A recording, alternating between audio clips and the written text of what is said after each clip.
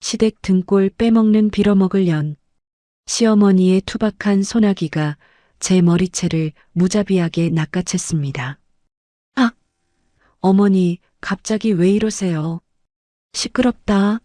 내 아들 피 같은 돈을 감히 친정에 빼돌려? 오늘 아주 내 손에 죽어봐라. 정수리가 뜯겨나가는 고통 속에 저는 바닥으로 나동그라졌죠.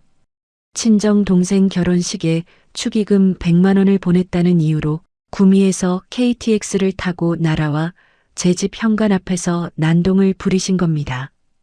3살배기 아들의 자지러지는 울음소리가 귓가를 때렸습니다.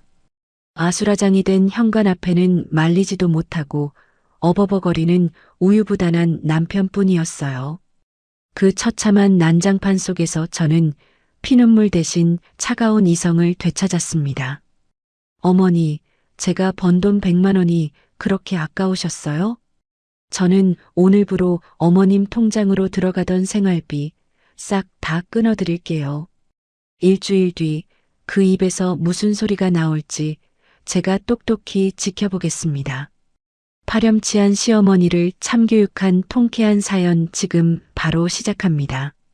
여보, 지훈이 기저귀 좀 갈아줘. 알았어. 잠깐만 나 넥타이 좀 매고.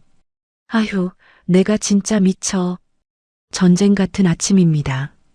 저는 중학교에서 아이들을 가르치는 30대 중반의 워킹맘입니다. 3살짜리 아들 지훈이를 챙겨서 어린이집에 등원시키고 불이 나게 학교로 출근하는 게 제 매일의 일장이죠.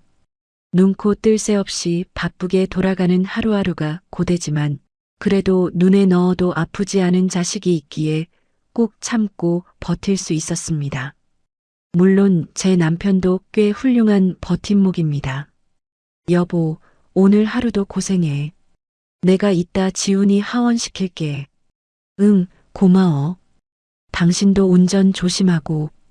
기본적으로 심성이 착하고 가정적인 남편이지만 그에게도 치명적인 단점이 하나 있었습니다. 바로 본가, 그러니까 시댁 문제 앞에서는 한없이 작아지고 우유부단해진다는 거죠. 저희 부부는 맞벌이를 하며 매달 구미에 계신 시어머니께 생활비 명목으로 100만 원을 꼬박꼬박 보내드리고 있습니다. 적은 돈이 아니잖아요. 요즘 같은 불경기에 아이까지 키우면서 매달 양가 도움 없이 100만 원을 맞춰드리는 건 정말 허리가 휘는 일입니다. 하지만 남편은 홀어머니를 모셔야 한다는 책임감이 유독 강했습니다. 여보, 이번 달도 어머니한테 생활비 100만 원 보냈어. 응, 수고했어. 어머니가 평생 고생만 하시다 혼자 계시니까 우리가 챙겨야 하지 어쩌겠어. 남편의 기를 죽이고 싶지 않아서 저도 군말 없이 동의해 왔습니다. 솔직히 며느리 입장에서는 가끔 섭섭하고 서운할 때도 있었죠.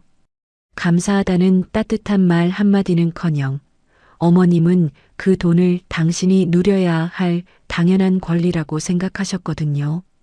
며칠 전에도 어머님께 안부 전화를 드렸을 때의 일입니다. 어머니, 날이 많이 추워졌는데 식사는 잘 챙겨 드시고 계시죠? 뭐냐? 니들이 보낸 돈으로 어제도 동네 노인네들 모아서 내가 밥 한 번 시원하게 쌌다. 아, 네, 잘하셨어요. 다들 내보고 복 받았다고 난리도 아니다. 아들내미가 다달이 100만 원씩 척척 꽂아주니 동네에서 나만큼 허리 펴고 다니는 년이 어딨노?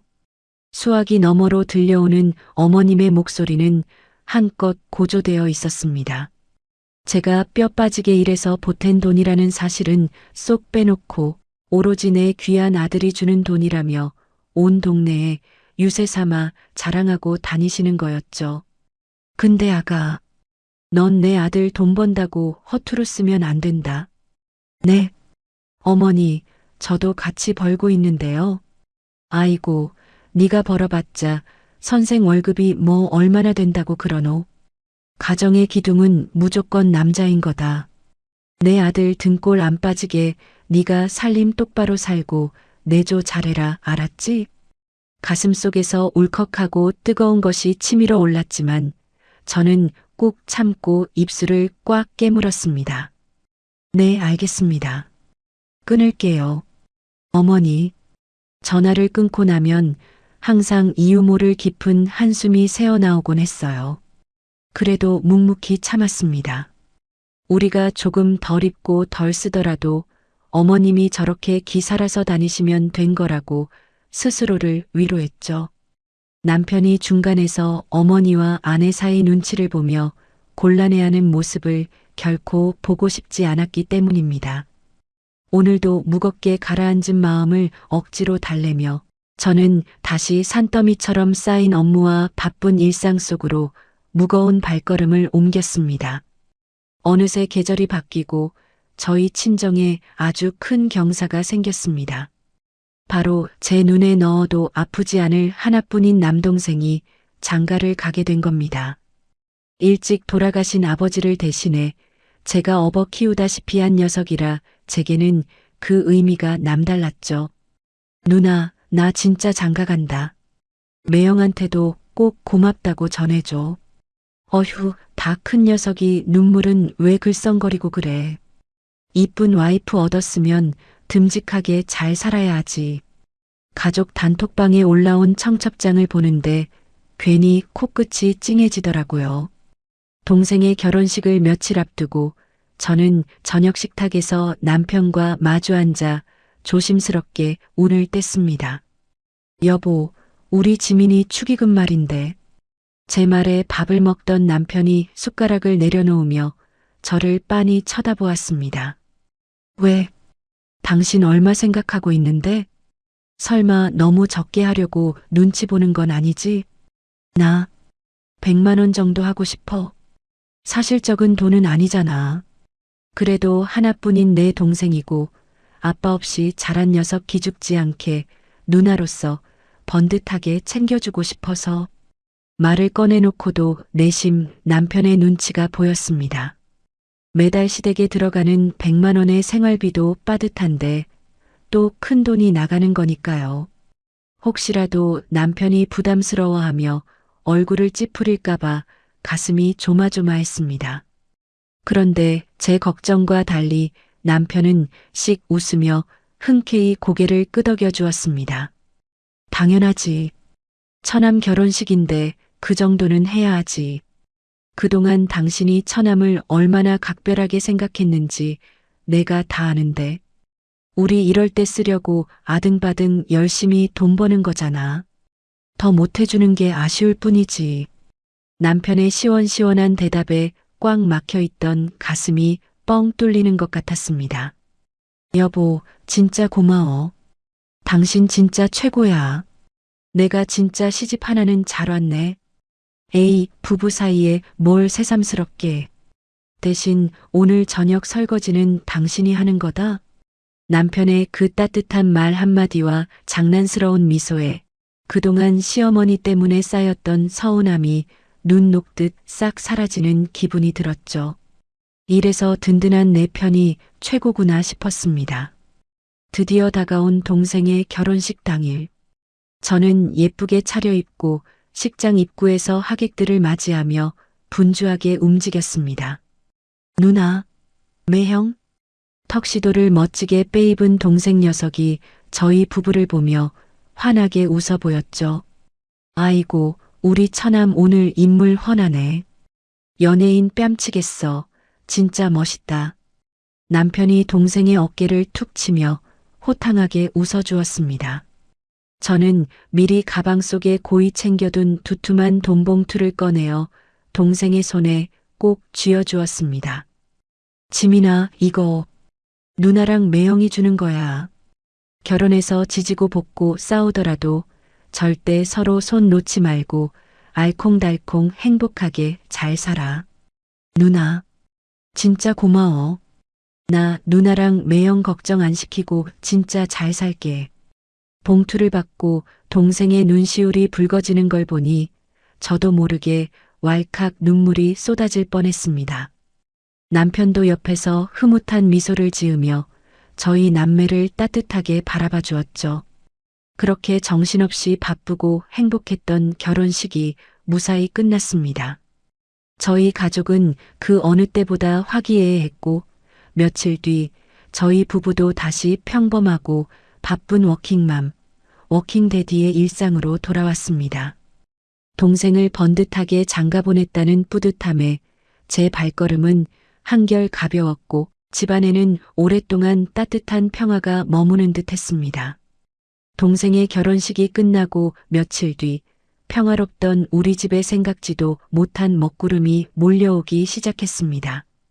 그날은 모처럼 남편이 일찍 퇴근해서 거실에서 지훈이와 놀아주고 있던 저녁이었죠. 저는 주방에서 찌개를 끓이며 저녁 준비를 하고 있었습니다. 그때 거실 테이블에 있던 남편의 핸드폰이 요란하게 울렸습니다. 엄마, 식사는 하셨어요? 남편이 반갑게 전화를 받는 소리가 들려왔습니다. 가벼운 안부 인사가 오가는가 싶더니 곧이어 동생의 결혼식 이야기가 나오기 시작했습니다. 네, 동생 결혼식 잘 마쳤어요. 아유, 당연히 넉넉하게 챙겨줬죠. 100만 원 줬어요. 100만 원. 순간 찌개간을 보던 제 손이 허공에서 딱 멈추고 말았습니다. 아니, 저 사람 왜 굳이 묻지도 않은 액수까지 고지곳대로 말하는 거야? 아니나 다를까 핸드폰 너머로 시어머니의 날카로운 목소리가 거실까지 쩌렁쩌렁하게 울려 퍼졌습니다. 뭐라고? 100만 원? 너 지금 제정신이니? 네가 돈이 어디 있다고 그런 큰 돈을 턱턱 줘. 핸드폰을 뚫고 나오는 그 표독스러운 억양과 분노에 온몸에 소름이 돋을 지경이었습니다. 시어머니의 불호령에 당황한 남편이 허둥지둥 변명을 늘어놓기 시작했습니다. 엄마, 갑자기 왜 이러세요? 하나뿐인 처남 장가 가는데 그 정도는 당연히 해야 하는 거잖아요. 그리고 은하도 같이 버는데 우리 부부 돈으로 기분 좋게 한 거예요. 하지만 그 말은 오히려 시어머니의 화에 기름을 부은 격이 되었습니다. 네가 번 피 같은 돈을 왜 그 집에 갖다 바쳐? 그 여우 같은 기집애 가지 친정에 돈 빼돌리려고 널 아주 구워 삶았구나. 내가 평소에도 그 기집애가 친정에 돈 쓸까봐 얼마나 맘을 졸였는데 결국 이 사달을 내 아들 등골을 아주 쪽쪽 빨아먹으려고 작정을 했네. 수화기 너머로 쏟아지는 모욕적인 폭언에 제 가슴은 쿵 하고 철렁 내려앉았습니다. 평소에도 제가 친정에 마음 쓰는 걸 은근히 못마땅하게 여기셨다는 건 알았지만 뒤에서 저를 이런 취급하고 계실 줄은 꿈에도 몰랐거든요. 엄마, 제발 말 조심 좀 하세요. 나중에 다시 통화해요. 남편이 다급하게 전화를 끊었지만 집안에는 이미 싸늘한 정적이 내려앉고 말았습니다. 남편이 제 눈치를 힐끔힐끔 살피며 주방으로 슬금슬금 다가왔죠. 여보, 다 들었어? 엄마가 노인네라 돈 100만 원이라는 소리에 놀라셔서 그냥 해보신 소리야. 당신이 이해해. 내가 나중에 다시 전화해서 잘 말씀드릴게. 당신은 왜 굳이 묻지도 않은 축의금 액수를 말해서 평지풍파를 일으켜? 어머님이 지금 나를 무슨 친정에 돈 빼돌리는 도둑년 취급을 하시잖아. 아니, 나는 그냥 우리가 처남 잘 챙겨줬다고 칭찬받을 줄 알고 그랬지. 진짜 미안해. 엄마와 가라앉으시면 내가 중간에서 다 알아서 해결할게. 남편의 아니라고 답답한 태도에 화가 머리끝까지 치밀었지만 더 이상 아이 앞에서 얼굴을 붉히기 싫어 억지로 화를 억눌렀습니다. 그래, 어차피 멀리 떨어져 사시니까 며칠 지나면 잊어버리시겠지. 저는 속이 썩어 문드러지는 것을 참으며 애써 마음을 진정시켰습니다. 하지만 그것은 제 너무나도 순진한 착각이었습니다. 시어머니의 분노는 시간이 지날수록 가라앉기는커녕 무섭게 활활 타오르고 있었던 겁니다. 그날 이후 며칠 동안 남편의 핸드폰에는 시어머니의 부재중 전화가 수십 통씩 찍히기 시작했습니다. 남편은 핑계를 대며 전화를 피하기 급급했고 그럴수록 폭풍전야 같은 숨막히는 불안감이 온 집안을 맴돌았습니다. 그리고 마침내 모든 것이 폭발해버린 그날. 저는 평소처럼 학교에서 퇴근을 하고 피곤한 몸을 이끌며 집으로 향하고 있었습니다. 아파트 엘리베이터에서 내려 현관문 앞까지 걸어가는 제 발걸음이 유난히 무겁고 가슴이 답답했던 건 아마도 다가올 지독한 불행을 직감했기 때문일지도 모르겠습니다. 빨리 들어가서 씻고 지훈이랑 놀아줘야 저는 짐을 고쳐 메고 도어락 비밀번호를 누르기 위해 손을 뻗었습니다. 바로 그때였습니다. 제 등 뒤로 누군가의 매서운 발소리와 함께 거친 숨소리가 확 끼쳐왔습니다. 미처 뒤를 돌아볼 새도 없이 제 인생에서 가장 끔찍하고 굴욕적인 악몽이 시작되려는 순간이었습니다. 도어락 비밀번호를 누르려던 제 손 위로 갑자기 거칠고 투박한 소나기가 덥석 덮쳐왔습니다. 이 시댁 등골 빼먹는 빌어먹으려나. 귀가 찢어질 듯한 앙칼진 비명과 함께 제 머리채가 뒤로 왈칵 꺾였습니다. 악! 정수리가 통째로 뜯겨나가는 듯한 끔찍한 고통에 저는 비명을 지르며 바닥으로 나동그라졌습니다. 핸드백은 바닥에 나뒹굴고 신발 한 짝은 저 멀리 날아가 버렸죠. 고통에 일그러진 눈을 간신히 치켜뜨자 제 위로 씩씩거리며 서 있는 사람은 다름 아닌 시어머니였습니다. 구미에 계셔야 할 어머님이 도대체 어떻게 예고도 없이 서울 저희 집 현관문 앞에 서 계신 건지 도무지 믿기지가 않았습니다. 어머니, 도대체 갑자기 왜 이러시는 거예요? 제가 바들바들 떨며 묻자 시어머니는 도끼 품은 눈으로 저를 노려보며 제 머리채를 더 세게 쥐고 흔들었습니다. 왜 이러냐고? 내년이 더 잘 알 텐데. 감히 내 아들이 밤낮 없이 뼈 빠지게 벌어온 돈을 내 친정 동생놈한테 빼돌려? 내가 오늘 이 맹랑한 도둑년의 머리털을 다 뽑아버릴 테다. 아, 어머니, 제발 이거 놓으세요. 아프단 말이에요. 시끄럽다. 어디서 감히 시어미한테 눈을 똑바로 뜨고 말대꾸를 해. 내년이 아주 내 아들 등골을 쪽쪽 빨아먹고 우리 집안을 말아먹으려고 작정을 했구나. 바로 그때 현관 밖이 소란스럽자 집안에 있던 남편이 문을 벌컥 열고 뛰어나왔습니다. 엄마, 지금 여기서 뭐 하시는 거예요? 남편은 널브러진 저와 제 머리채를 휘어잡고 있는 자신의 어머니를 번갈아 보며 사색이 되었습니다. 여보, 괜찮아?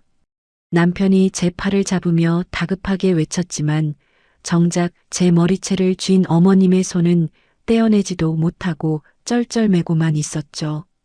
빨리 은하 머리채 놓으세요. 이게 무슨 짓이에요?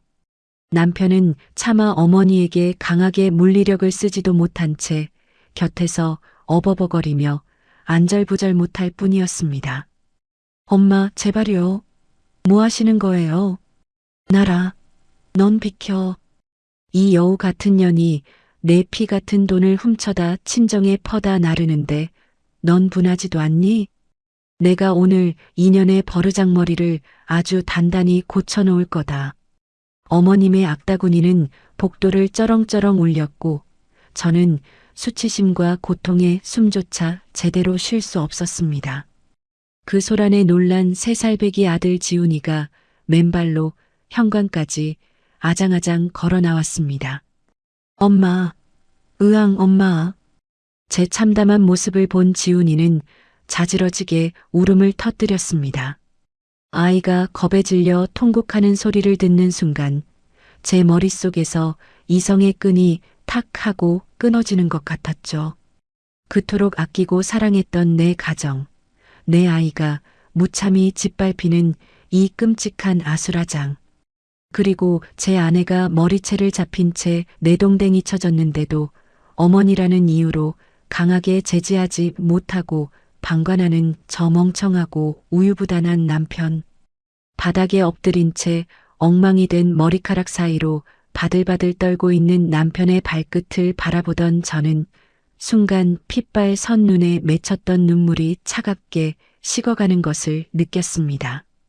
더 이상 억울해서 우는 며느리도, 남편 뒤에 숨어 벌벌 떠는 나약한 아내도 제 안에는 남아있지 않았습니다. 아이의 서러운 울음소리가 메아리치는 차가운 복도 바닥에서 저는 입술을 꽉 깨물고 천천히 이성을 되찾기 시작했습니다. 어지럽게 헝클어진 머리카락 사이로 남편의 창백한 얼굴이 보였습니다. 여보, 괜찮아? 일단 일어나봐. 저를 부축하려 조심스럽게 뻗어오는 남편의 손을 저는 아주 차갑고 매몰차게 탁 쳐냈습니다. 내 몸에 손대지 마.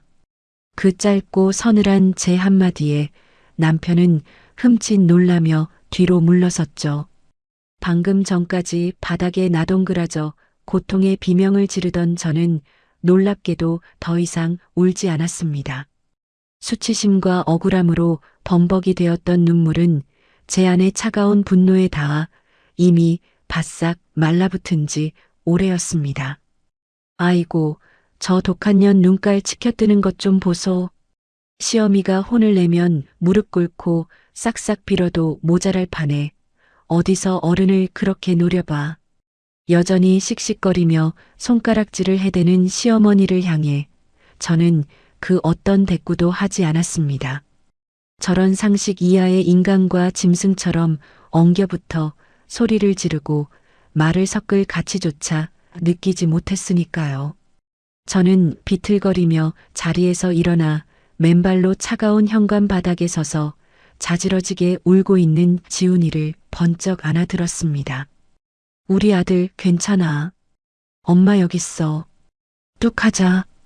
가여운 내 새끼를 품에 안고 작은 등을 토닥이자 그제야 제 심장이 미친 듯이 요동치고 있다는 걸 느낄 수 있었죠.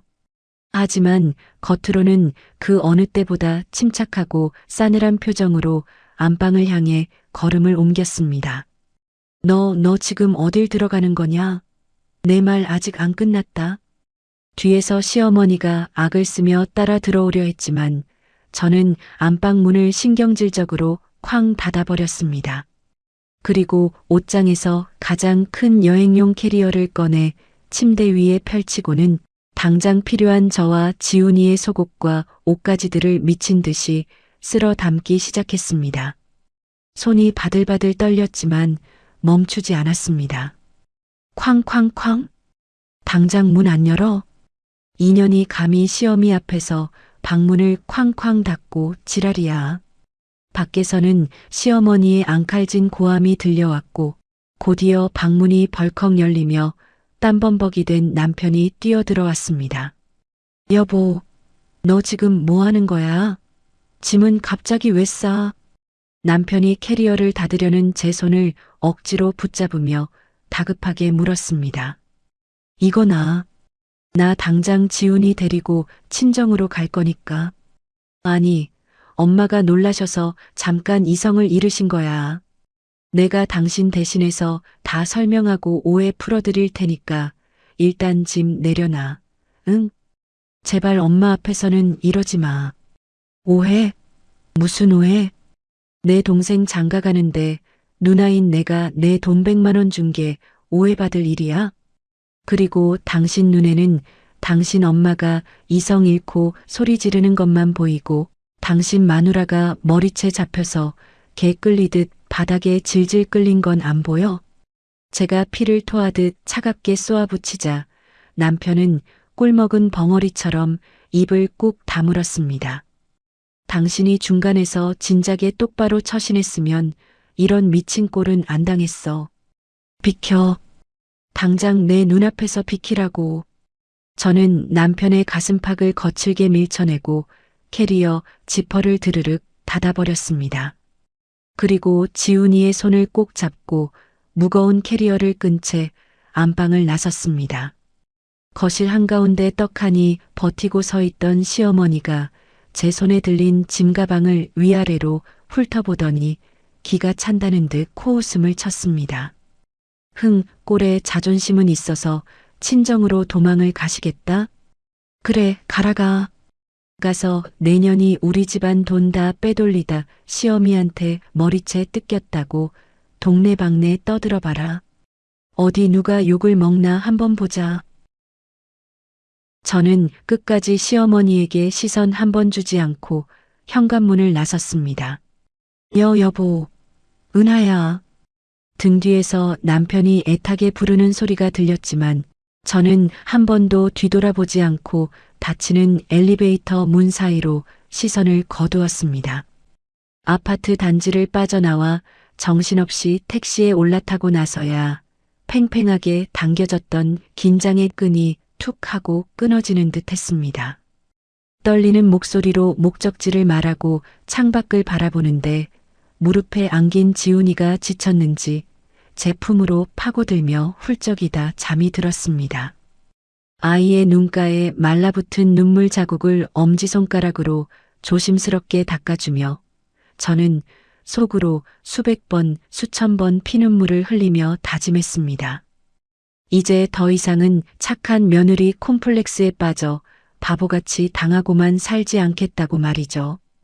어머니의 폭언과 폭력을 보고도 방관한 나약한 남편도 며느리의 희생을 당신의 당연한 권리라 여기며 저를 노예 취급한 시어머니도 절대 용서할 수 없었습니다. 저는 옆자리에 던져둔 핸드백을 거칠게 뒤져 핸드폰을 꺼냈습니다. 그리고 일말의 망설임도 없이 곧장 은행 어플에 접속했죠. 떨리는 손끝으로 비밀번호를 누르고 들어가 자동이체 관리 메뉴를 터치했습니다. 화면에는 매달 25일마다 시어머니의 계좌로 빠져나가도록 설정된 생활비 100만 원 내역이 선명하게 떠 있었습니다. 그동안 이 돈을 맞춰드리기 위해 제가 얼마나 아픈 몸을 이끌고 출근을 했는지, 우리 지훈이에게 좋은 옷 한 벌 맘 편히 못 사주면서 얼마나 아등바등 살았는지 주마등처럼 스쳐 지나갔습니다. 그래, 내 피 같은 돈으로 호의호식하고 유세 떨면서 나를 도둑년 취급을 해? 저는 입꼬리를 차갑게 비틀어 올리며 자동이체 해지 버튼을 단호하게 눌렀습니다. 100만 원 자동이체가 정상적으로 해지되었습니다. 화면에 뜬 팝업창을 보는 순간 제 머리채가 뽑혀나간 것보다 더 큰 해방감이 밀려오며 10년 묵은 체증이 싹 내려가는 것처럼 가슴이 뻥 뚫렸습니다. 오늘부로 시댁으로 들어가는 모든 금전적 지원은 영원히 끝이었습니다. 숨통 같던 돈줄이 끊기면 그 대단하신 시어머니의 위세가 얼마나 갈지 똑똑히 지켜볼 작정이었습니다. 그렇게 택시 안의 정적을 느끼며 한참을 달리고 있을 때 제 핸드폰 화면에 남편의 이름이 떴습니다. 아마지 엄마를 대충 진정시켜 놓고 제 눈치를 보며 부랴부랴 전화를 건 모양이었죠. 저는 천천히 심호흡을 한 뒤 통화 버튼을 눌렀습니다. 여보, 택시 탔어? 어디쯤이야? 많이 화났지? 수화기 너머로 들려오는 남편의 목소리는 한껏 기가 죽어 있었습니다. 어설프게 사과하며 이 끔찍한 상황을 그저 얼렁뚱땅 무마하려는 그 비겁한 태도에 헛웃음이 다 나오더군요. 당신은 이 상황에서도 내가 화났냐는 한가한 소리가 나와? 아니, 내 말은 엄마도 고향 내려가시면 내가 당신 친정으로 데리러 갈 테니까 제발 조금만 마음 풀고 기다려. 내가 다 잘못했어. 응? 끝까지 상황의 심각성을 모른 채 시간이 지나면 제가 얌전히 집으로 돌아올 거라 믿는 저 남자를 보며 저는 마지막 쐐기를 박았습니다. 데리러 오지 마. 여보, 왜 그래? 내가 다 미안하다니까. 내 말 똑바로 들어. 당신이 당신 엄마 버르장머리 제대로 고쳐놓고 나한테 진심으로 무릎 꿇고 사과하게 만들지 않는 이상 이 집구석에 내 발로 돌아가는 일은 평생 없어. 그거 해결 못할 거면 당장 내일 법원 가서 이혼 서류에 도장 찍을 준비나 해. 뭐? 이혼? 여보, 은하야. 내 말이 장난으로 들려? 당신이 끝까지 방관하고 숨어있던 대가가 어떤 건지 똑똑히 뼈저리게 느껴봐. 저는 사색이 된 남편의 다급한 목소리를 가차없이 끊어버렸습니다. 그리고 전화를 아예 꺼버린 채 차창 밖으로 무심히 스쳐 지나가는 서울의 밤거리를 바라보았습니다. 눈물이 말라붙은 제 두 뺨 위로 서늘한 바람이 스치고 지나갔습니다. 친정집 현관문을 열고 들어서는 순간 거실에서 TV를 보시던 친정엄마가 화들짝 놀라며 달려 나오셨습니다. 아이고, 은하야. 네가 이 야밤에 웬일이야? 엄마. 엄마의 주름진 얼굴을 보는 순간 그동안 꾹꾹 눌러왔던 서러움이 울컥 밀려왔지만 저는 입술을 깨물며 애써 눈물을 참았습니다. 아무것도 묻지 말고 며칠만 신세 좀 질게. 머리가 산발이 된 제 꼴을 보고 대충 상황을 눈치채신 엄마는 한숨을 푹 쉬시며 서둘러 이부자리를 봐주셨습니다. 곤히 잠든 지훈이를 눕히고 나니 긴장이 풀려서인지 온몸이 욱신거렸지만 그날 밤 저는 뜬 눈으로 밤을 지새워야만 했죠. 다음 날 아침 창밖으로 날이 밝아오는 것을 보며 저는 굳게 마음을 먹고 어젯밤 꺼두었던 핸드폰 전원을 켰습니다. 지잉. 전원이 켜지기가 무섭게 부재중 전화 알림과 메시지가 폭포수처럼 쏟아져 들어왔습니다. 전부 남편이었습니다. 그래, 어디 뭐라고 변명 하나 드러나 보자.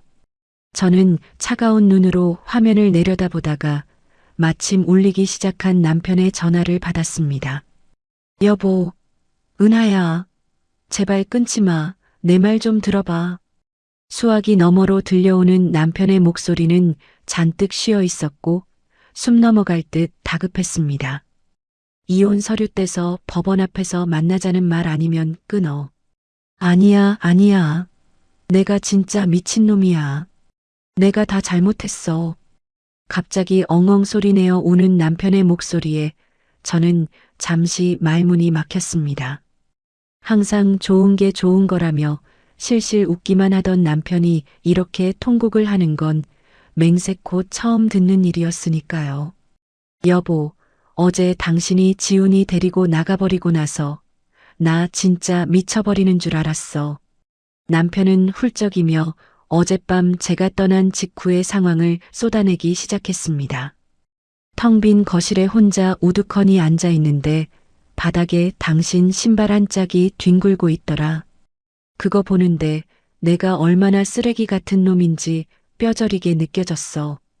내 마누라가 내 눈앞에서 머리채를 잡혀서 바닥을 기어다니는데 나는 엄마 눈치나 보면서 말리지도 못하고 등신같이 서 있기만 했잖아. 그의 입에서 나오는 뒤늦은 후회와 자책에 제 마음 한구석이 욱신거렸지만 저는 입을 굳게 다문 채 그의 말을 계속 들었습니다. 밤새 한숨도 못 자고 당신한테 수십 번 전화를 걸었는데 꺼져 있고 나 진짜 돌기일보 직전이었어. 어머님이 뭘 하셔. 며느리 도망갔다고 통쾌하시대. 여보, 나 진짜 우리 엄마지만 너무 소름이 돋아서 정내미가 뚝 떨어졌어.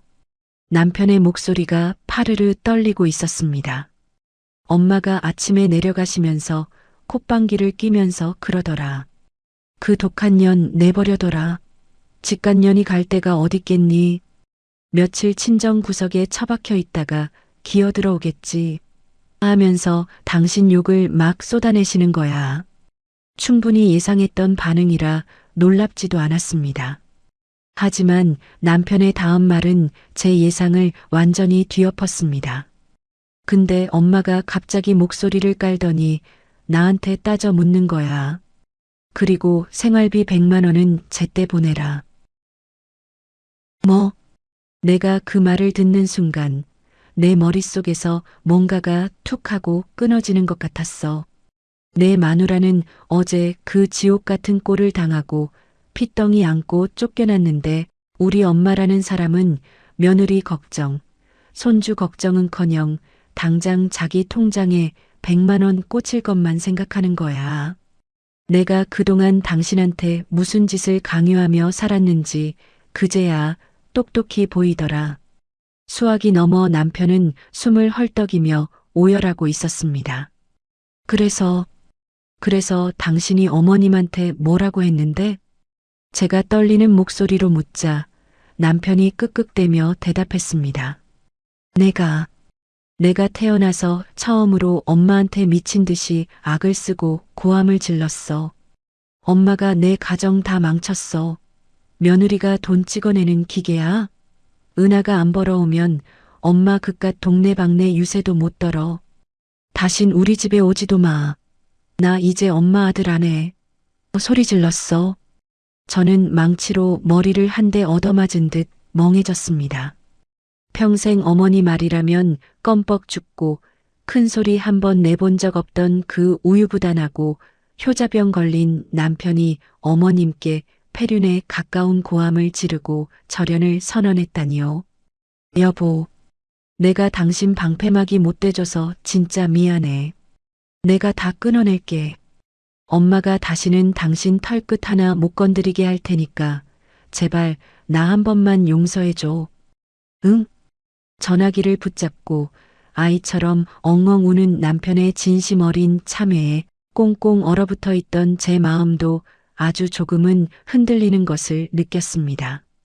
그가 흘리는 눈물이 상황을 모면하기 위한 악어의 눈물이 아니라 진심으로 뼈저리게 반성하고 각성한 자의 눈물이라는 것을 알 수 있었으니까요. 당신이 그렇게 소리 질렀다고 당장 포기하고 물러나실 분이 아니라는 거 당신도 잘 알잖아. 저는 짐짓 차가운 목소리를 유지하며 대꾸했습니다. 그리고 말로만 미안하다고 하면 내가 홀라당 넘어갈 줄 알아? 당신이 이 상황을 어떻게 수습하는지 내가 여기서 두 눈 시퍼렇게 뜨고 똑똑히 지켜볼 거야. 그러니까 당분간 연락하지 마. 여보, 은하야. 저는 매정하게 통화 종료 버튼을 눌러버렸습니다. 하지만 전화를 끊고 난 제 얼굴에는 어젯밤과 같은 절망적인 분노 대신 아주 미세한 안도감이 스쳐 지나갔죠. 그래도 이 남자가 아예 구제불능은 아니었구나 싶었거든요. 그리고 한편으로는 지독하게 돈을 밝히던 시어머니가 돈줄이 완전히 끊겼다는 사실을 깨닫고 어떤 표정을 짓고 계실지 상상하니 등골이 서늘해지면서도 묘하게 통쾌한 기분이 밀려왔습니다. 친정집에 머문 지도 어느덧 며칠이 지났습니다. 매달 25일 제 월급 통장에서 시어머니 계좌로 생활비 100만 원이 빠져나가던 바로 그날이 밝았죠. 아침에 눈을 뜨자마자 스마트폰으로 은행 어플을 켜보았습니다. 저축과 생활비를 빼고도 잔액은 제법 넉넉하게 남아 있었습니다. 항상 이맘때면 통장이 텅 비어서 한숨부터 나왔는데 그 100만 원이 뭐라고 제 통장에 고스란히 찍혀 있는 숫자를 보니 묘한 해방감과 함께 허탈한 웃음이 새어나왔습니다. 그날 오후 학교에서 한창 밀린 업무를 처리하고 있을 때였습니다. 갑자기 제 핸드폰 화면에 시어머니의 번호가 요란하게 울리기 시작했습니다. 평소 같았으면 심장이 덜컥 내려앉았겠지만 지금의 저는 달랐습니다. 저는 아주 여유롭게 커피를 한 모금 마신 뒤 천천히 통화 버튼을 눌렀습니다. 여보세요. 너 인연. 지금 당장 내 통장으로 100만 원 보내. 수화기 너머로 들려오는 시어머니의 목소리는 분노를 넘어 당황스러움으로 잔뜩 떨리고 있었습니다. 그리고 그 뒤로는 시끌벅적한 사람들의 웃음소리와 고기 굽는 소리가 생생하게 들려왔죠. 어머님, 제가 분명히 말씀드렸잖아요. 이제 생활비 입금은 완전히 끝이라고요. 시끄러워. 내가 지금 노인 대학 친구들 다 불러 모아서 갈비집에 와 있단 말이다. 네가 맨날 보내던 돈이 안 들어와서 내 카드가 한도 초과로 결제가 안 되잖아. 아, 상황이 단번에 완벽하게 이해가 되었습니다. 어머님은 매달 며느리가 꼬박꼬박 바치는 100만 원을 철석같이 믿고 오늘도 동네 친구분들 앞에서 호기롭게 지갑을 여셨던 겁니다. 하지만 제가 자동이체를 매몰차게 끊어버렸으니 평소 잔고가 텅텅 비어있던 어머님의 카드는 당연히 한도 초과가 뜰 수밖에 없었겠죠. 어머, 결제가 안 되나 봐. 무슨 일이야? 아이고, 우리가 고기를 너무 많이 먹어서 그런가 보네. 전화기 너머로 어머님 친구분들의 웅성거리는 소리가 제 귀에까지 아주 선명하게 들려왔습니다. 야, 나 동네방네 망신당하기 전에 당장 100만 원 이체하라고. 어머님이 벼랑 끝에 몰린 사람처럼 다급하게 소리치셨지만 저는 얼음장처럼 차가운 목소리로 대꾸했습니다. 저기요. 친구분들 앞에서 호기롭게 유세 떠는 건 제 돈이 아니라 어머님 돈으로 하셔야 하죠. 뭐라? 너 지금 시어미한테 그게 무슨 말버릇이야. 현관문 앞에서 제 머리채까지 쥐어뜯으시면서 며느리 돈은 꼴도 보기 싫다셨잖아요. 이제 그깟 며느리 돈 기대하지 마시고 어머님 능력으로 알아서 결제하세요. 저 바빠서 끊습니다. 저는 조금의 자비도 없이 통화 종료 버튼을 눌러버렸습니다. 핸드폰을 책상 위에 툭 내려놓는데 가슴속에서 그동안 꽉 막혀있던 체증이 싹 씻겨 내려가는 듯한 짜릿한 쾌감이 밀려왔습니다. 그로부터 한두 시간쯤 지났을까요? 이번에는 남편에게서 다급하게 전화가 걸려왔습니다. 여보, 지금 통화 괜찮아?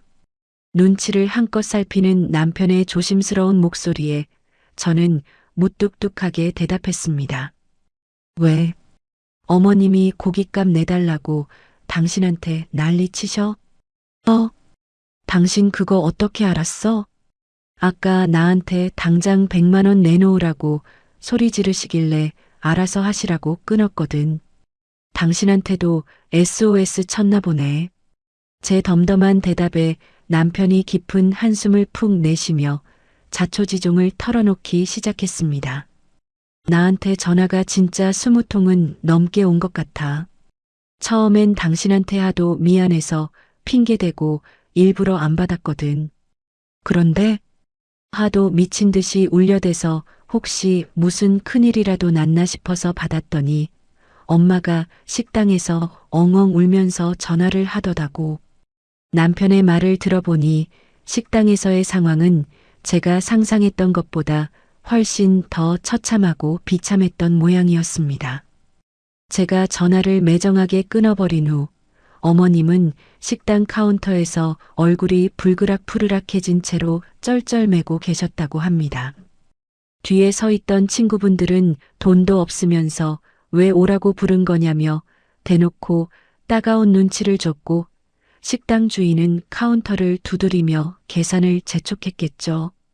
결국 남편에게 애타게 전화를 걸었지만 믿었던 아들마저 전화를 받지 않자 어머님은 그야말로 지옥에 떨어진 기분이셨을 겁니다. 그래서 어떻게 했어? 당신이 또 쪼르르 돈 보내드렸어? 제가 날선 목소리로 비꼬듯 묻자 남편이 화들짝 놀라며 다급하게 손사래를 치는 듯 변명했습니다. 아니야. 절대 아니야. 내가 당신하고 굳게 약속했는데 어떻게 감히 그래. 알았어. 지훈이 씻길 시간이라 끊어. 남편의 애절한 다짐에도 저는 여전히 무심하게 대답하고 전화를 뚝 끊어버렸습니다. 하지만 창밖을 멍하니 바라보는 제 입가에는 아주 통쾌하고 시원한 미소가 번지고 있었습니다. 당신의 화려한 일상을 지탱하던 유일한 돈줄이 가차없이 끊어지고 마지막 자존심처럼 여기던 적금마저 공중분해되어 버린 시어머니. 이제야 비로소 제 돈의 무서운 무게와 며느리라는 존재의 진짜 가치를 뼛속 깊이 새기고 계시겠죠.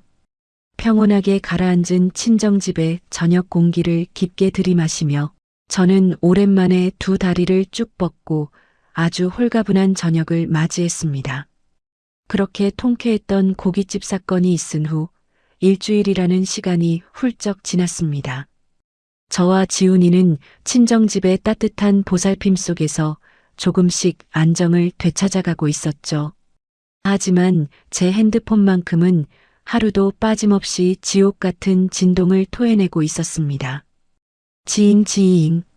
수업을 마치고 교무실로 돌아와 책상 위에 올려둔 핸드폰을 집어들었을 때였습니다. 잠금 화면을 가득 채운 새빨간 숫자와 알림창을 보고 저는 하마터면 코웃음을 터뜨릴 뻔했습니다. 시어머니 부재중 전화 99통. 99통이라니 정말이지 징그럽고도 지독한 집착이었습니다. 아마도 평생 모은 금쪽 같은 노후 적금까지 깨버린 충격에서 아직도 헤어나오지 못하셨겠죠. 당장 다음 달 생활비는 어떻게 하나, 무너진 자존심은 어떻게 세우나, 하루하루 피가 마르고 속이 타들어 가실 겁니다. 자업자득이라는 말이 이토록 완벽하게 어울리는 상황이 또 있을까요? 저는 화면에 찍힌 숫자를 서늘한 눈으로 한참이나 내려다보다가 아무런 미련 없이 핸드폰을 가방 속에 툭 던져 넣었습니다. 받아줄 이유도 대답할 가치도 없었으니까요. 그렇게 퇴근 시간이 되어 지친 몸을 이끌고 교문을 나설 때였습니다. 여보, 익숙하면서도 잔뜩 쉬어버린 다급한 목소리가 제 발걸음을 멈춰 세웠습니다. 고개를 돌려보니 학교 정문 한 구석에 남편이 초조한 얼굴로 서 있었습니다. 일주일 만에 본 남편의 몰골은 그야말로 말이 아니었습니다.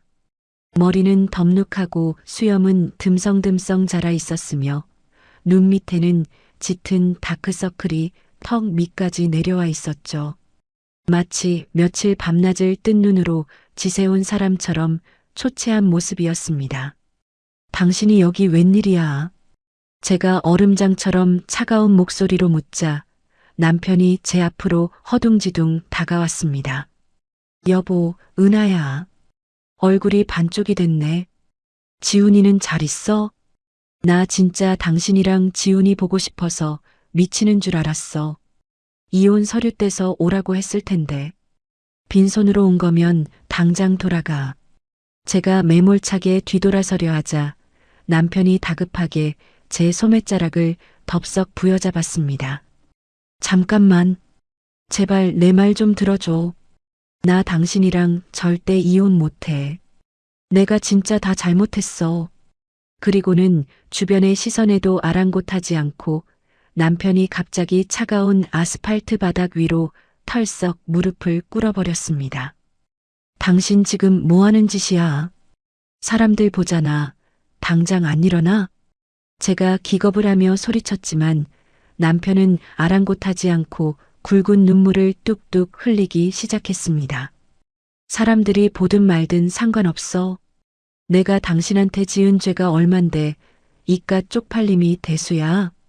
여보, 내가 진짜 짐승만도 못한 놈이었어. 당신이 내 옆에서 그 오랜 시간 피눈물 흘리며 참아주는 것도 모르고 나 혼자 착한 아들 코스프레 하느라 당신을 지옥으로 밀어 넣었어. 남편은 바들바들 떨리는 손으로 품속에서 꼬깃꼬깃하게 접힌 종이 한 장을 꺼내어 제게 들이밀었습니다. 각서라는 두 글자가 굵게 적힌 종이었습니다. 이게 뭐야? 내가 밤새 피를 토하는 심정으로 쓴 각서야. 여보, 한 번만 읽어줘. 저는 떨떠름한 표정으로 남편이 내민 종이를 받아들었습니다. 종이 위에는 눈물 자국이 얼룩져 글씨가 번져 있었죠. 나 김준우는 앞으로 무조건 아내 김은아를 최우선으로 생각하며 시댁의 그 어떤 부당한 요구나 폭언으로부터 철저한 방패막이가 될 것을 맹세한다. 다시는 어머니가 은하의 머리카락 하나 아니 발끝 하나라도 건드리게 둔다면 내 모든 재산과 양육권을 넘기고 군말 없이 이혼에 합의한다. 셋, 양가 부모님에 대한 경제적 지원은 오직 아내의 결정에만 따르며 내 독단적으로 식에게 돈을 보내는 일은 영원히 없을 것이다. 빼곡하게 적힌 각서의 내용을 읽어내려가는데 저도 모르게 꽉 쥐고 있던 손끝이 미세하게 떨렸습니다. 여보, 제발 나 한 번만 믿어줘. 나 진짜 죽을 각오로 당신이랑 지훈이 지킬게. 엄마가 또 한 번이라도 당신한테 행패 부리시면 그때는 내가 내 손으로 엄마랑 천륜을 끊을 거야. 그러니까 제발 한 번만 기회를 줘.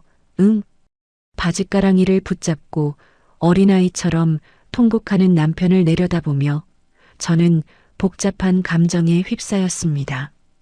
가슴 한구석에서는 아직도 그날의 끔찍했던 기억이 생생하게 남아 욱신거렸지만 처절하게 무너져 내린 남편의 모습을 보니 이 남자가 드디어 현실을 직시했다는 확신이 들기도 했습니다.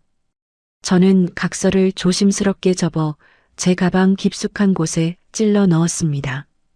그리고 여전히 바닥에 엎드려 울고 있는 남편을 향해 한치의 흔들림도 없는 단호한 목소리로 입을 열었습니다. 각서는 잘 받았어. 하지만 당신이 무릎 꿇었다고 당장 집에 돌아갈 생각은 없어. 여보, 내가 분명히 말했지? 당신이 쓴 이 각서 내용대로 당신 어머니 버르장머리 완벽하게 고쳐놓고 나한테 무릎 꿇고 사과하게 만들기 전까지는 한 발짝도 안 움직여. 이건 당신이 풀어야 할 숙제야. 제 매서운 선전포고에 남편은 눈물범벅이 된 얼굴로 미친 듯이 고개를 끄덕였습니다. 알았어. 내가 다 알아서 할게. 반드시 엄마가 당신 앞에 무릎 꿇게 만들 테니까 제발 내치지만 말아줘. 남편의 뼈저린 다짐을 등 뒤로 한 채 저는 미련 없이 발걸음을 돌려 친정으로 향했습니다. 제 가방 속에 들어있는 무거운 부재중 전화 99통과 남편의 피눈물 어린 각서. 이제 시어머니가 백기를 들고 투항하는 것은 그저 시간 문제일 뿐이라는 것을 직감하며 저는 아주 오랜만에 가벼운 콧노래를 흥얼거렸습니다. 남편이 학교 앞을 찾아와 눈물의 각서를 쓴 지 사흘째 되던 주말 아침이었습니다. 친정집 거실에서 지훈이에게 밥을 먹이고 있는데 갑자기 초인종이 부서져라 요란하게 울렸죠. 이 아침부터 누구지? 친정엄마가 앞치마에 손을 닦으며 현관으로 나가셨습니다. 그리고 문이 열린 지 불과 몇 초 지나지 않아 현관 쪽에서 앙칼진 비명 같은 목소리가 들려왔습니다. 사돈 어른, 여기가 어디라고 감히 찾아오셨습니까? 사돈, 내가 죽을 죄를 지었습니다. 친정엄마의 격앙된 목소리와 누군가의 처절한 울음소리에 저는 들고 있던 숟가락을 탁 내려놓았습니다. 심장이 쿵 하고 내려앉는 것 같았지만 저는 심호흡을 크게 한 번 하고 현관으로 걸어 나갔습니다. 그곳에는 제가 상상조차 하지 못했던 도무지 믿기 힘든 광경이 펼쳐져 있었습니다. 항상 꼿꼿하게 고개를 쳐들고 기세등등하게 저를 내리깔아보던 시어머니가 찾아오신 겁니다. 게다가 커다란 짐가방을 바닥에 내팽개친 채 현관문 앞에 넋이 나간 사람처럼 서 계셨거든요. 어머니? 제가 굳은 얼굴로 부르자 저와 눈이 마주친 시어머니의 두 눈에서 굵은 눈물이 폭포수처럼 쏟아지기 시작했습니다. 단 몇 주 만에 10년은 폭삭 늙어버린 듯한 초췌하고 비참한 몰골이었습니다. 그 화려했던 화장도 유세 떨 때 입으시던 옷차림도 온데간데 없었죠. 헝클어진 머리에 핏기 없는 얼굴을 한 어머님은 덜덜 떨리는 손으로 제 바짓가랑이를 덥석 붙잡으셨습니다. 은하야. 내가 잘못했다. 정말 믿을 수 없는 말이었습니다. 천지가 개벽을 해도 제게 고개를 숙일 뿐이 아니라고 생각했는데 그 콧대 높던 시어머니가 제 앞에서 눈물을 흘리며 사과를 하고 계신 겁니다. 어머니, 지금 여기서 뭐 하시는 거예요? 당장 손 놓으세요. 제가 얼음장처럼 차가운 목소리로 손을 뿌리치려 했지만 시어머니는 아예 현관 바닥에 털썩 주저앉아 통곡을 하기 시작하셨습니다.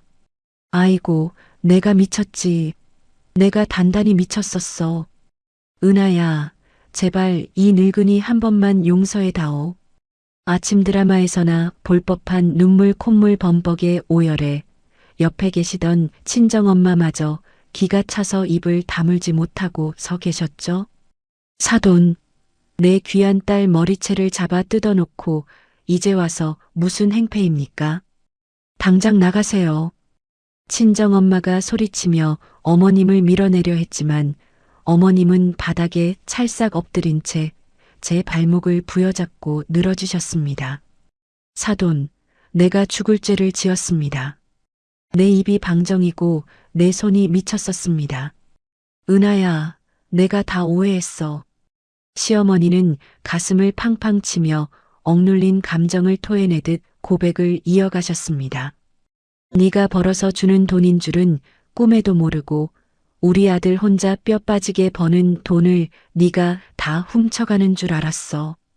100만 원 끊기고 내 적금 다 깨먹고 나서야 내 아들놈한테 진상을 다 들었다. 네가 밤낮 없이 학교 나가서 애들 가르치면서 번 피 같은 돈으로 내 생활비 대줬다는 거 내가 이제야 알았어. 수화기 너머로 악을 쓰며 저를 도둑년 취급하던 분의 입에서 나온 처절한 참회였습니다. 나한테 들어오던 그 100만 원이 우리 아들 돈이 아니라 내 며느리 피땀 흘린 돈이라는 걸 그제야 알았다고. 내가 돈에 눈이 멀어서 굴러들어온 복을 내 발로 뻥 차버렸어. 어머님의 고백을 듣는 순간 온몸에 소름이 쫙 돋으며 짜릿한 전율이 일어났습니다. 제가 그토록 원했던 하지만 평생 듣지 못할 거라 체념했던 바로 그 진실을 어머님 스스로 깨닫고 뼈저리게 후회하고 계신 거였죠. 어머니, 이제 와서 그런 말씀하시면 제 뽑힌 머리카락이 다시 자라난답니까? 제 찢어진 자존심과 상처받은 마음이 다 낫는데요? 아니다, 은하야. 다 내 잘못이야. 내 남편이 나한테 와서 아주 피를 토하며 난리를 치더라. 너 안 돌아오면 나랑 평생 인연 끊고 살겠다고 자기 혼자서라도 짐 싸서 집 나가겠다고 발악을 하는데 내가 내 아들 잃고 너 같은 며느리까지 잃으면 늙은 년이 무슨 낙으로 살겠니? 시어머니는 바닥에 이마를 찌울 듯이 조아리며 싹싹 비셨습니다. 내가 이렇게 짐 다 싸들고 올라와서 내 발밑에 엎드려 빌 테니까 제발 맘 풀고 집으로 돌아가자, 응? 내가 앞으로는 내 눈치만 보고 죽은 듯이 살게. 저는 차가운 눈으로 바닥에 엎드려 흐느끼는 시어머니를 가만히 내려다보았습니다. 그동안 저를 옥죄어 오던 시퍼런 칼날 같던 어머님의 권위가 산산조각 나서 제 발밑에 초라하게 흩뿌려져 있었습니다. 10년 묵은 체증이 뻥 뚫리다 못해 날아갈 것만 같은 완벽한 사이다였습니다. 항상 어머니 뒤에 숨기 바빴던 남편이 구미까지 내려가 아주 단단히 쐐기를 받고 어머니를 굴복시킨 것이 분명했죠. 하지만 저는 여기서 호락호락하게 어머님의 손을 맞잡고 눈물을 흘리며 용서해 줄 생각 따위는 추호도 없었습니다.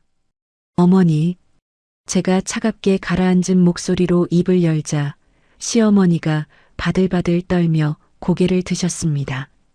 어머니가 얼마나 뼈저리게 후회하시는지 남편이 중간에서 어떻게 처신했길래 구미에서 이 아침에 짐까지 싸들고 올라오셨는지는 아주 잘 알겠습니다.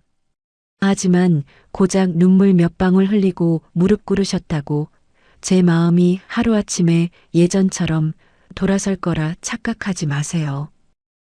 은하야. 제가 다시 그 집에 들어갈지 말지는 온전히 저한테 달린 겁니다. 일단 오늘은 그만 돌아가세요. 아이고, 은하야. 제발 한 번만 이 늙은 시어미가 이렇게 바닥을 기면서 빌잖니. 당장 돌아가시라고요. 제가 틈을 주지 않고 매섭게 소리치자 시어머니의 억지스러운 울음소리가 뚝 멎었습니다. 그동안 며느리를 발밑에 두고 쥐락펴락하며 왕처럼 군림하던 분이 이제는 제 매몰찬 말 한마디에 숨소리조차 제대로 내지 못하고 눈치만 보는 신세로 전락한 것입니다. 완벽하게 전세가 역전된 뼛속까지 통쾌한 순간이었습니다. 매몰차게 현관문을 닫아버린 그날 시어머니는 결국 제 친정집 문턱을 넘지 못하고 쫓겨나듯 발걸음을 돌리셔야만 했습니다. 창밖으로 슬쩍 내다보니 밖에서 안절부절 못하며 서 있던 남편이 어깨가 축 처진 시어머니를 모시고 가는 모습이 보였죠. 그날 저녁 남편에게서 다시 전화가 걸려왔습니다. 여보, 나 방금 엄마 기차역에 모셔다 드리고 오는 길이야. 엄마가 기차 타시면서도 내내 네가 용서 안 해주면 어쩌냐고 엉엉 우시더라.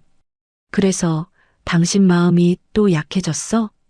제가 비꼬듯 묻자 남편은 1초의 망설임도 없이 단호하게 대답했습니다. 아니, 절대 안 약해져. 엄마가 흘리는 눈물보다 당신이 그동안 속으로 삼킨 피눈물이 1000배 만배는 더 많다는 거 이제 아주 잘 아니까. 엄마한테도 분명히 못 박았어. 당신이 용서할 때까지 구미에서 얌전히 기다리시라고 말이야. 남편의 목소리에는 예전에 그 우유부단하고 줏대 없던 모습은 온데간데 없었습니다. 그제야 저는 팽팽하게 당겨놓았던 마음의 줄을 조금 느슨하게 풀 수 있었죠. 그로부터 다시 일주일이 지난 주말이었습니다. 저는 남편에게 전화를 걸어 짧게 한마디를 던졌습니다. 어머님 모시고 우리 집으로 와. 결판을 내야 할 거 아니야. 제 호출에 남편은 불이 나게 구미로 내려가 시어머니를 모시고 서울 저희 집으로 올라왔습니다. 친정엄마에게 지훈이를 잠시 맡겨둔 채 저는 캐리어를 끌고 우리 부부의 집으로 당당하게 들어섰습니다. 현관문을 열자마자 거실 소파 끝자락에 죄인처럼 잔뜩 웅크리고 앉아 계신 시어머니의 모습이 눈에 들어왔습니다. 불과 얼마 전까지만 해도 이 거실을 안방처럼 휘젓고 다니며 호령하시던 분이 이제는 제 눈치만 보며 안절부절 못하고 계셨죠. 제가 거실 테이블 상석에 자리를 잡고 앉자 남편도 제 옆에 든든하게 섰습니다. 은하야. 왔니? 시어머니가 바싹 타들어가는 입술을 달싹이며 조심스럽게 인사를 건넸습니다. 저는 표정 하나 변하지 않고 차가운 시선으로 어머님을 똑바로 응시했습니다. 네, 어머님. 먼 길 오시느라 고생하셨네요. 아니다, 고생은 무슨. 네가 오라고 한마디 해준 게 얼마나 고맙고 눈물이 나던지.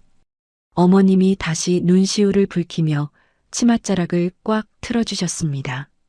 하지만 저는 그 눈물에 결코 동요하지 않고 미리 머릿속으로 정리해둔 선언을 단호하게 시작했습니다.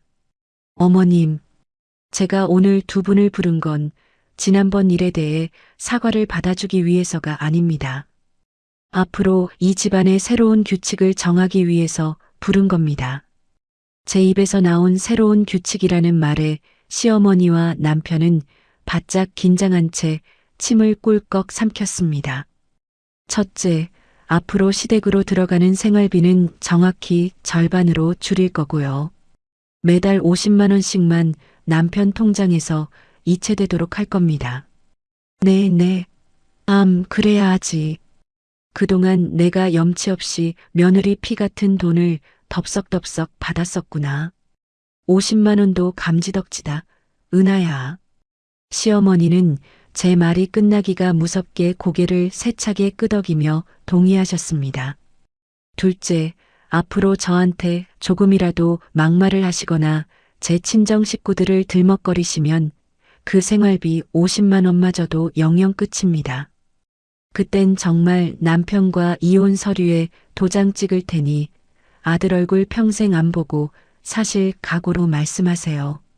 제 입에서 나온 날 선 경고에 시어머니의 어깨가 파르르 떨렸습니다. 하지만 이내 체념한 듯 깊은 한숨을 내쉬며 조용히 대답하셨죠. 알았다, 은하야. 내가 내 혓바닥을 뽑는 한이 있어도 다시는 내 가슴에 대못 박는 소리 안 하마. 정말 미안했다. 그리고 고맙다. 이 못난 시어미한테 마지막 기회를 줘서. 그때 제 옆에 묵묵히 서 있던 남편이 한 걸음 앞으로 나서며 쐐기를 박았습니다. 엄마, 은하 말이 곧 내 말이야. 내가 쓴 각서 엄마한테도 보여드렸지? 만약 엄마가 은하랑 한 약속 어기면 난 그날로 내 전 재산 다 넘기고 맨몸으로 쫓겨나는 거야. 그러니까 제발 우리 은하 눈에 눈물 나는 일 2번 다시 만들지 마세요. 남편의 서리빨 같은 경고에 시어머니는 하염없이 고개를 숙인 채 눈물만 뚝뚝 흘리셨습니다. 그 모습을 가만히 지켜보던 저는 비로소 가슴속을 무겁게 짓누르던 거대한 돌덩이가 완전히 치워진 것을 느꼈습니다.